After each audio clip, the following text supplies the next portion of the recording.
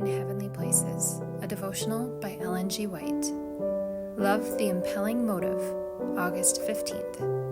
For the love of Christ constraineth us, 2 Corinthians 5, verse 14. Now abideth faith, hope, love, these three, and the greatest of these is love, 1 Corinthians 13, verse 13. In the life of Christ, this love found perfect expression. He loved us in our sin and degradation. He reached to the very depths of woe to uplift the erring sons and daughters of earth. There was no wearying of his patience, no lessening of his zeal. The waves of mercy, beaten back by proud, impenitent, unthankful hearts, ever returned in a stronger tide of love.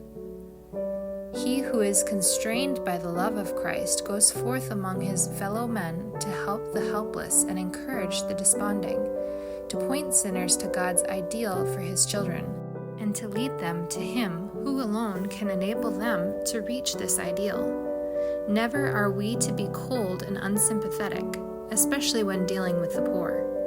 Courtesy, sympathy, and compassion are to be shown to all. Partiality for the wealthy is displeasing to God. Jesus is slighted when his needy children are slighted.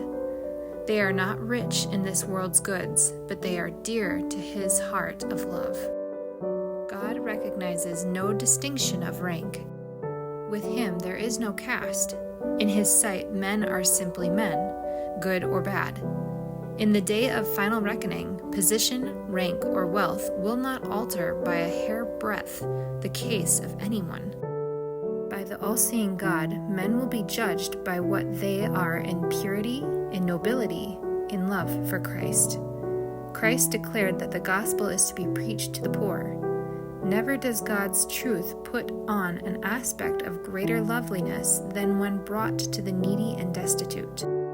Then it is that the light of the gospel shines forth in its most radiant clearness, lighting up the hut of the peasant and the rude cottage of the laborer.